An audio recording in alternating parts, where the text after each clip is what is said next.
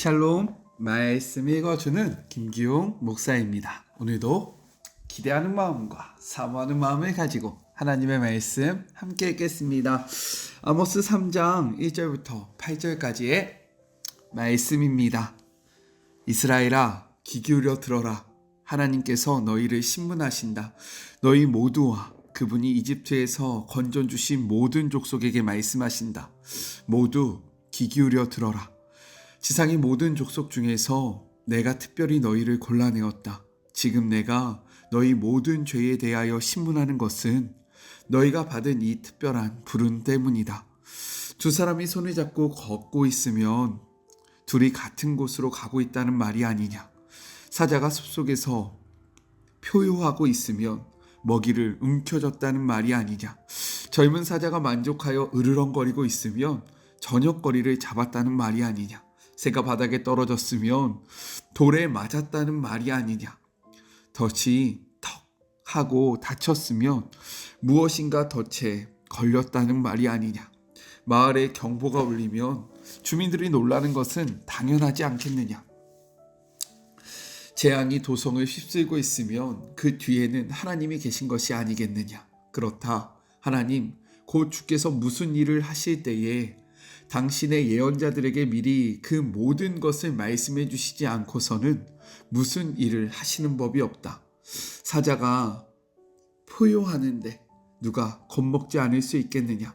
하나님께서 말씀하시는데 어떤 예언자가 입을 다물고 있을 수 있겠느냐.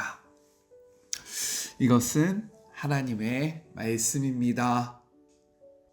오늘 말씀은 내용상 세 부분으로 나눠서 생각해 볼 수 있습니다. 먼저 첫 번째, 1절부터 2절 너희만 알았다 라고 말씀하세요. 아모스는 심판의 메시지를 선포합니다. 1절의 말씀이에요. 이스라엘 자손들아, 여호와께서 너희에 대하여 이르시는 이 말씀을 들으라. 애굽 땅에서 인도하여 올리신 모든 족속에 대하여 이르시기를 하고 이야기합니다. 이 심판의 메시지의 청취의 대상은 애굽 땅에서 인도하여 올리신 모든 족속이라는 거예요. 즉 이스라엘과 유다도 다르지 않다라는 겁니다. 그러나 이어서 말씀하시는 거예요. 2절입니다. 내가 땅의 모든 족속 가운데 너희만을 알았나니 그러므로 내가 너희 모든 죄악을 너희에게 보응하리라 라고 말씀하십니다. 그러나 이스라엘과 유다는 다르다라고 이야기하고 있는 거예요. 왜입니까? 하나님은 이스라엘만 아셨고 그들과만 언약을 맺으셨고 그에 걸맞는 특별한 사랑을 주셨기 때문이다 라고 이야기하고 있는 겁니다. 문제는 이스라엘이 이 은혜와 사랑을 저버리고 말씀을 떠나 언약을 배반했다라는 거죠. 그렇기 때문에 하나님은 죄악에 따른 보응을 선언하시는 것입니다. 성경은 이렇게 이야기해요. 누가복음 12장 48절의 말씀입니다. 알지 못하고 맞을 일을 행한 종은 적게 맞으리라. 무릇 많이 받은 자에게는 많이 요구할 것이요 많이 맡은 자에게는 많이 달라 할 것이다 라고 이야기하십니다. 이 말씀에 근거하여 하나님은요 이야기하시는 거예요. 너희는 나에게 특별한 사랑을 받지 않았느냐. 그러니 나는 너에게 더 많은 것을 요구할 것이다. 그리고 그것을 하지 못한 너희들은 더 큰 심판을 받게 될 것이다 라고 이야기하고 있는 것입니다. 그래서 첫 번째 적용이에요. 그리스도인으로 하나님의 사랑과 은혜를 특별하게 누린 자로서 그 사랑과 그 은혜에 걸맞은 삶을 살아가고 계십니까? 우리의 모습을 돌아보는 시간이 되었으면 좋겠습니다. 둘째, 3절부터 6절 심판의 확실성에 대해서 이야기를 하고 있어요. 이제 여러 수수학적인 질문들을 통해서 심판의 필연성을 설명합니다. 3절을 보면요. 두 사람이 함께 걷는 이유는 그들이 만나고 그들의 뜻이 맞기 때문이다 라고 이야기해요. 4절, 사자가 울부짖는 이유는 먹이를 잡았기 때문이다 라고 이야기하고 5절, 덫이 튀는 것은 새가 잡혔기 때문인 것이며 새가 덫에서 내려온 이유 역시 그곳에 미끼가 있기 때문이다 라고 이야기합니다. 이렇게 아모스는요 인과관계를 따라서요 마땅한 결과가 있는 것이 아니겠느냐라고 이야기하고 있는 거예요. 그리고 선언합니다. 6절이에요. 성읍에서 나팔이 울리는데 백성이 어찌 두려워하지 아니하겠으며 여호와의 행하심이 없는데 재앙이 어찌 성읍에 임하겠느냐라고 이야기합니다. 모든 것이 인과관계에 따라 이루어졌듯이 심판도 아무 이유 없이 주어지지 않는다라는 거죠. 사실 아모스가 앞에서 이야기했던 것들은요, 이스라엘이 맞이할 재앙과 밀접한 관계가 있습니다. 그동안 하나님께서는 이스라엘과 만나 동행하며 함께 길을 걸어오셨어요. 그러나 그들이 하나님을 배반하는 순간 사자에게 잡힌 먹이나 덫에 걸린 새처럼 그들 또한 이방 민족에게 사로잡히게 될 거라는 거죠. 그렇기에 지금 들리는 이 심판 선언을 나팔 경고로 듣고 경고 나팔로 들으면서 돌이킨다면 심판을 피해갈 수 있을 것이다 라고 이야기하고 있는 거예요. 따라서 두려운 마음으로 하나님의 경고의 메시지를 무겁게 받아들이라 라고 이야기하고 계신 것입니다. 그래서 두 번째 적용이에요. 내 삶 속에서 인과관계에 따라 이루어질 마지막 모습은 심판이라고 생각하십니까? 구원이라고 생각하십니까? 하나님이 나에게 주시는 경고의 나팔 소리는 무엇이라고 생각하세요? 이 나팔 소리 앞에 우리의 모습을 돌아보며 돌이키기를 주님의 이름으로 축복합니다. 마지막 셋째, 7절부터 8절 그리스도인의 숙명에 대해서 이야기를 하고 있어요. 아모스의 이름의 뜻은 무거운 짐진 자라는 뜻을 갖고 있습니다. 그가 무거운 짐진 자의 삶을 살아갈 수밖에 없었던 이유는 무엇이냐면 이스라엘의 황금기에 그들을 향한 심판을 선포해야 했기 때문인 거예요. 아모스 선지자는 이렇게 이야기합니다. 7절의 말씀이에요. 주 여호와께서는 자기의 비밀을 그종 선지자들에게 보이지 아니하시고는 결코 행하심이 없으리라 라고 이야기합니다. 하나님께서 어떤 일을 행하시기 전에는 반드시 하나님의 사람들에게 하나님의 비밀을 알려주신다라는 거예요. 그리고 이렇게 하나님의 비밀을 알게 된 자들은 8절 마치 사자가 부르짖으면 자연스럽게 두려움을 느낄 수밖에 없는 것처럼 하나님의 선지자들도 두려운 마음으로 하나님의 말씀을 필연적으로 전할 수밖에 없다라고 이야기합니다. 제가 동물원에 갔을 때요, 사자의 부르짖음을 울부짖음을 한번 들은 적이 있거든요. 너무 무서웠습니다. 와, 진짜 소름이 돋는 거예요. 그렇게 사자가 울부짖으면 두려움을 느끼는 것처럼 하나님의 선지자들도 하나님이 말씀하시면 선포할 수밖에 없다라고 이야기하고 있는 거죠. 이러한 감정을 예레미야가 분명하고 명확하게 표현합니다. 예레미야 20장 8절부터 한번 읽어볼게요. 내가 말할 때마다 외치며 파멸과 멸망을 선포함으로 여호와의 말씀으로 말미암아 내가 종일토록 치욕과 모욕거리가 됐나이다 라고 이야기합니다. 예레미야는 눈물의 선지자였어요. 왜요? 바벨론의 그러한 침공 앞에 이스라엘에게 항복하라 라고 이야기했기 때문인 겁니다. 그러니까 이스라엘 백성들이 환영하겠습니까?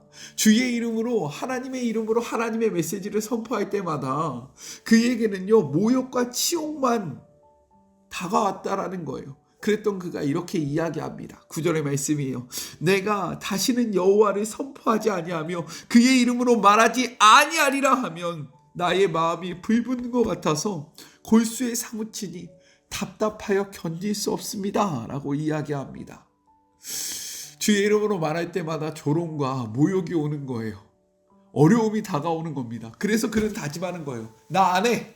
나도 안 할 거야 라고 이야기하는 거죠. 그러나 그렇게 할 때마다 그의 마음이 답답하여 견딜 수 없다라고 이야기합니다.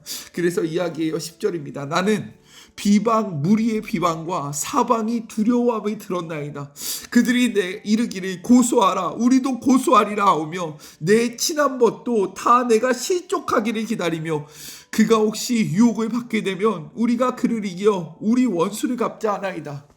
여러 사람들은 자신을 비방한다라는 거예요. 자신이 하나님의 말씀을 선포하는 것을 멈춰서기를 소망한다라는 거죠. 그때 이렇게 이야기합니다. 11절이에요. 그러하오나 주변의 사람들은 다 그렇게 이야기하오나 여호와는 두려운 용사 같으시며 나와 함께 하심으로 나를 박해하는 자들이 넘어지고 이기지 못할 것이오며 그들은 지혜롭게 행하지 못하므로 큰 치욕을 당하리오니 그 치욕은 길이 잊지 못할 것이다 라고 이야기합니다.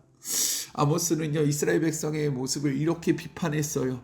나시린에게 포도주를 마시게 하며 예언자들이 예언하는 것을 막았다라고 이야기합니다.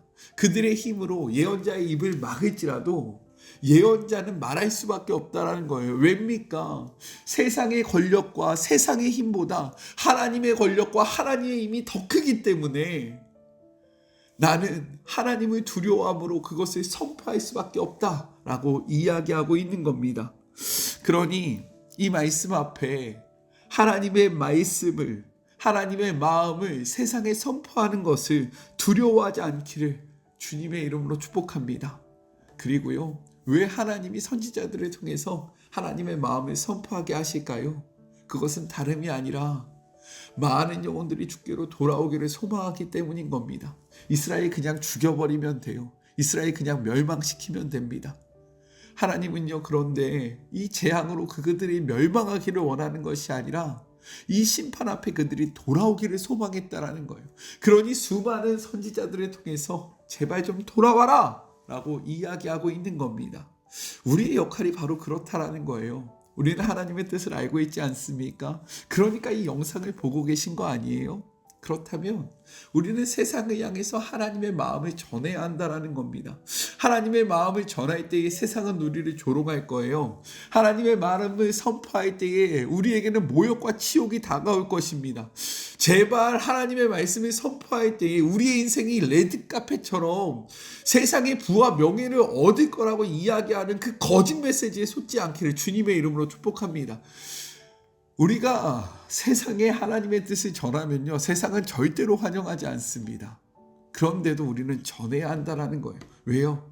하나님은 그들을 우리를 통하여 구원하기를 원하시기 때문인 겁니다. 그래서 세 번째 적용이에요. 하나님의 뜻을 알면서도 세상 속에서 침묵하고 있지는 않습니까? 내가 선포해야 할 하나님의 뜻은 무엇입니까? 우리 같이 기도할까요?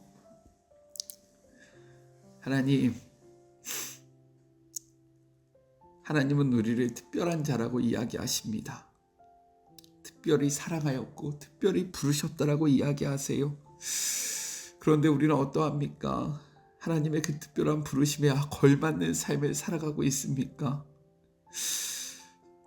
하나님께서는 세상의 이치를 통하여 심판의 그러한 필연성을 선포하십니다. 우리는 그 마지막 날에 심판을 받는 자입니까? 구원을 받는 자입니까? 하나님은 하나님의 선지자들을 통해서 하나님의 뜻을 이 땅 가운데 분명히 선포하십니다. 우리는 하나님을 아는 자로서, 하나님의 사랑을 누린 자로서, 주의 거룩한 제사장 된 자들로서, 거룩한 나라 된 자들로서 하나님의 뜻을 세상 가운데 선포하고 있습니까? 하나님의 뜻을 알면서도 적당히 세상과 타협하면서, 적당히 명예를 누리면서, 적당히 부를 누리고자 하나님의 뜻을 무시하고 있지는 않습니까? 오늘의 말씀 앞에 하나님의 뜻을 온전히 선포하는 주의 자녀들 되게 하여 주시옵소서. 지금의 대한민국 너무나도 혼란스럽습니다. 하나님, 이 대한민국 지켜주시옵소서. 이 대한민국이 있어야 우리가 설 수 있고, 이 대한민국은 주의 축복으로 세워진 나라입니다. 하나님, 우리가 기도하는 것을 쉬는 범죄를 주님 앞에 범하지 아니할 수 있도록 도와여 주시고, 자금의 이 나라를 위하여 기도하고 기도하는, 누군가를 비난하고 정죄하기보다 이 나라에 관심이 없었고 진정으로 하나님 앞에 눈물로 기도하지 못했던 우리의 모습을 돌이키며 이제라도 나라를 위하여 기도함으로 이 나라가 정상적으로 돌아갈 수 있도록 하나님 앞에 울부짖는 우리 모두가 되게 하여 주시옵소서. 주님, 우리의 죄악을 용서하여 주시고 하나님이 허락하신 이 민족을, 이 땅을, 이 나라를 바르게 세워나갈 수 있도록 축복하여 주시옵소서. 함께 하실 주님을 기대하며 거룩하신 예수 그리스도의 이름으로 간절히 기도드립니다. 아멘. 우리 나라를 위하여 기도합시다. 아모스서는요, 사회의 불의를 보면서 침묵하는 것은 그리스도인으로서 해야 할 일이 아니라고 이야기합니다. 지금은 우리가 이 땅에 정의와 공의를 선포할 때예요. 하나님의 이름으로 이 땅이 온전해질 수 있게 해달라고 우리 같이 기도하는 주의 모든 자녀들 되시기를 간절히 소망합니다. 특별히 지금은 대림절입니다. 예수 그리스도의 오심을 기다리는 날이에요. 이 나라의 혼란스러움으로 인해서 우리가 지금 보내는 시기가 어떤 시기인지를 잊지 않기를 소망하고 말씀을 가까이 하며 이 상황 속에서 우리는 어떠한 모습을 취하여야 할지를 분명하게 깨닫고 행동하는 우리 사랑하는 그리스도인들이 되었으면 좋겠습니다. 저는요, 삶의 자리가 시작되는 월요일날 또 만나도록 할게요. 살아가고 주님의 이름으로 축복하면서 오늘 하루도 힘내세요. 우리 월요일날 만나요. 안녕. 오늘도 수고하셨습니다.